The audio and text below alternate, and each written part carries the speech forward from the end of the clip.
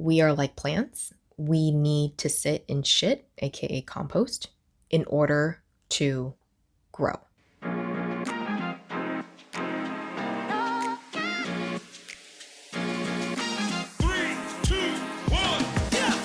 After leaving the corporate 9-to-5 grind, I became the boss of my own spiritual business, helping others explore and navigate the human experience from insight, wisdom, and lessons learned along the way.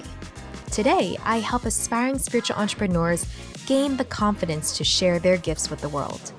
Welcome to the Happy Healing Shop podcast. I'm your host, Trang Pham Nguyen, and each week we'll dive into incredible stories of strength, resilience, and transformation. So, if you are ready for some serious breakthroughs, laughs and tears, and stories that will inspire you, you are in the right place, my friend. Let's get started.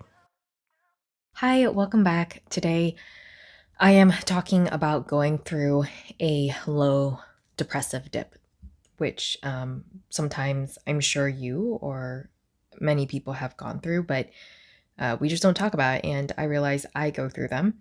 Sometimes it's hard to figure out if it's hormonal, certain times of the month, or if it's just because I feel like maybe in my case, you just go through a lot in life. And when you ruminate on it or think about it, or maybe you're just going through it, or you already went through a difficult time in your life, but the trauma, the PTSD or whatever, or the lingering feelings are still there. So I'm just going to share a little bit about maybe what I've been journaling, my therapy session, in case you might be listening in and you can't afford therapy, but the things that I learned might be able to help you reframe and look at things in a different light, or even feel validated in your experiences. First thing, so I have my notes here, and I looked up videos on throat chakra exercises, or in that case, it's like speaking your truth. And sometimes it can look as if we want to tell our truth to people. But what I liked about this video that I saw was acknowledging and expressing how you feel to yourself. So it could be, the fear or worry and overthinking that happens, so you don't end up speaking how you feel. And it could be just through process of journaling. For example, what are you afraid of? What are you worried about at this moment? What are you angry about? Resentful over? What are you bitter about or you're jealous of? So again, it is, what are you afraid of? What do you worry about? What are you angry about? What are you resentful over? What are you bitter about? And what are you jealous of? And an example they gave was, I feel insecure, or I don't measure up with others. And I have a little sentence here that I happen to write for myself. I feel discouraged and frustrated with not feeling like my life and Happy Healing Shop is moving much.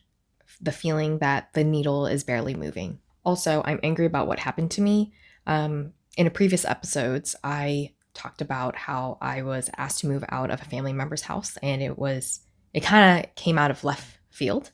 And I talked more about how such a difficult experience that was for me. And it's like the universe really kicked my butt to the curb and said, you need to really sit and pause. And as a result, be more intentional about what I want to do next in the next chapter of my life, what it's going to look like, and actually force myself to sit and pause. I feel like that pause is not a quick pause. It's like weeks, months. And I've been through some depressive dips. And I remember a friend telling me that we are like plants. We need to sit in shit, aka compost, in order to grow. And this is a much older friend. So she said over time, she's learned how to sit in shit better because there's certain waves or there's certain dips that come. Whereas for me, I'm still learning about how to deal with the dips, because my dropping into really low dips can stay there for quite a long time, and how uncomfortable it feels, but just not knowing when it's going to end,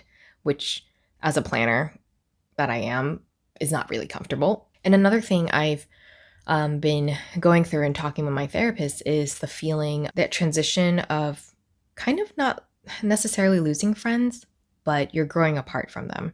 And I've had other people in our community express this as well. If you don't know yet, I have the Happy Healing Club, which is my membership community where we have monthly live healing classes, an archive of guided meditations, shadow work, self-healing journal, and also our popular event, the happy hours. It's interesting because there's always someone that ends up giving such an interesting perspective or great insight or wisdom because they've gone through it or they know someone that's gone through it. So it just shows how important community or being surrounded by people that understand you is so important. If you'd like to learn more about the community, make sure to check out thehappyhealingshop.com/club. We also have a lot of free resources on our website at thehappyhealingshop.com/blog.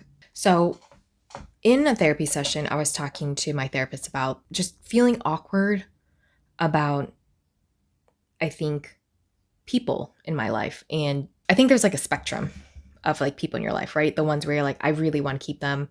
And the ones where you're like, I don't want to. But the ones in between, that gray area, what do I do with them?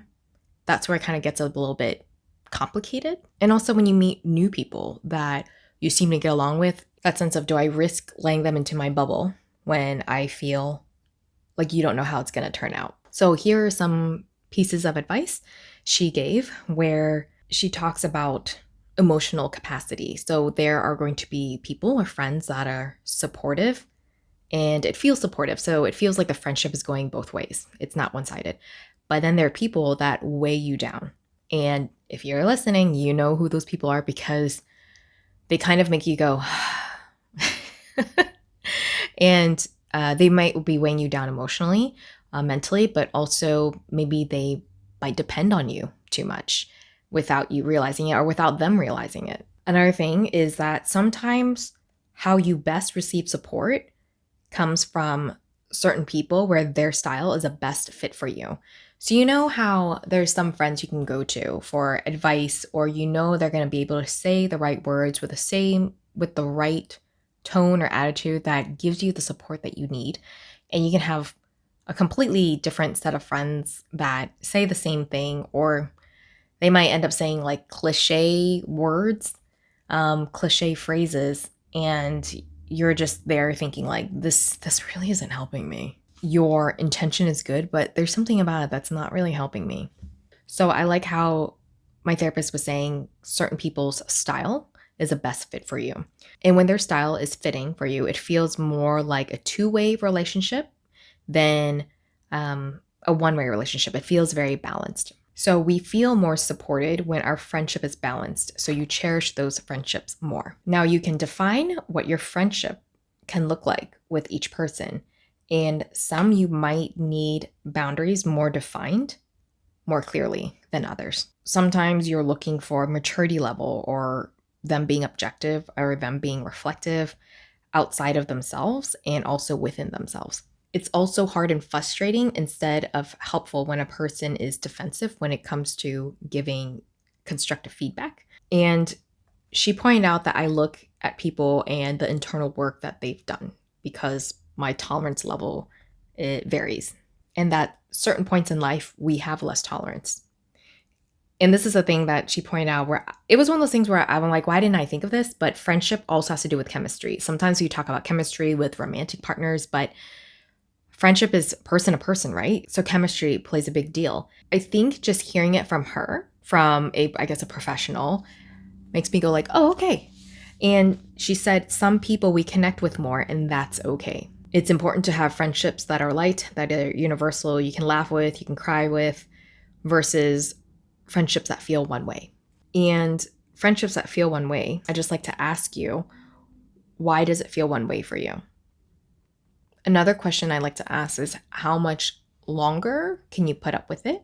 If it weren't for anyone overreacting or anyone getting hurt, how often or not often would you like to see this person in your life? So it could be like once a month, or sometimes you're like, you know what, once a month is too much. I like to keep in contact with them, but maybe like hang out once every 3 months. So just some questions for you to think about. This, interestingly, I have felt a bit of guilt. I think it's not heavy, but a bit of guilt where, when you have new people come into your life and you feel like, oh, they can be friends with me and sometimes there are newer friends that get really close where you feel like they can be your best friend. And so I think I feel a bit of guilt. It's not like putting friends in a hierarchy, it feels sometimes that depending on where I am in life, that certain friends are ones I lean on more or I feel closer to. And it changes depending on what's going on in my year. But, I do have a friend that's on the newer side, and I feel like I can talk to this friend really easily, more than maybe some other friends. And because of that, I kind of question and wonder, like, why am I feeling a bit guilty about this? That we get along more, or maybe not get along more, but we are closer. But again, it comes down to, I think what my therapist kind of helped validate was, or just point out, is that friendship has to do with chemistry.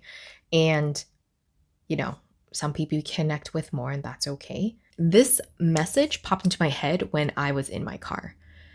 The newer friends can sometimes feel like they're the right person for you because they're in alignment with the current version of you. Because we change so much, always. An example I'd like to give is sometimes I'll see someone that's been dating someone for 8 to 10 years, right? Maybe in their 20s, high school sweethearts, and then they break up and everyone's shocked. They meet someone new, and within maybe 3-4 years, they get married to that person. And people are surprised by, I guess, what they think, how fast that person has moved.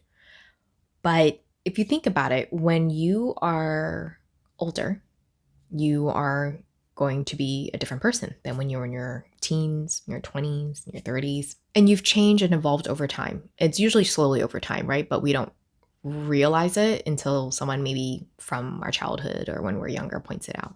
Even though we've had history with someone for 8 years, let's say for dating wise, someone new that we meet might click with us because they're more aligned with the morals and the values that we hold today as the person that we are right now. So there's a lot of emotions and thoughts flying through me at the moment. So I still feel like I'm working through it for sure. And there's probably gonna be a part 2 where there's probably another therapy session where I'll share what insights I have to help you out in case you're going through transition. I feel like this is like a Saturn return, or it's a strong kick to the curb by the universe saying like, hey, you got to slow down, or you got to listen up, or you're going the wrong path and we are trying to move you to what you're supposed to do. And that's what it feels like right now, that I feel like I'm dealing more with the aftermath of after the dust has kind of settled, but you still don't feel quite safe, or you're still trying to figure things out. And because things don't feel like they've been figured out, there's still a sense of unease at the moment. So that's that. That's where I am right now. And I think that's part of the depressive dip that I've been going through. And I'm starting to feel that it's starting to lift a bit. So I hope that today's episode has helped you. If it has, please comment down below or share it with a friend. DM me, send me an email. I'd love to hear from you about if you can resonate with it, or if there's a certain transition that you've been going through and how you manage to get through it. And if you enjoyed this episode, give it a 5-star rating on Apple, Spotify, or a thumbs up on YouTube. And again, we have so many more resources at thehappyhealingshop.com, including our community where you can feel safe talking and discussing things like today, along with healing events and being surrounded by a community of people who understand you and truly care for you. And until we meet again, always, always remember to shine your light brightly and to share your story, because you never know who it can help, inspire, or give hope to create a change in their own world. Thanks for being here, and I'll see you next time.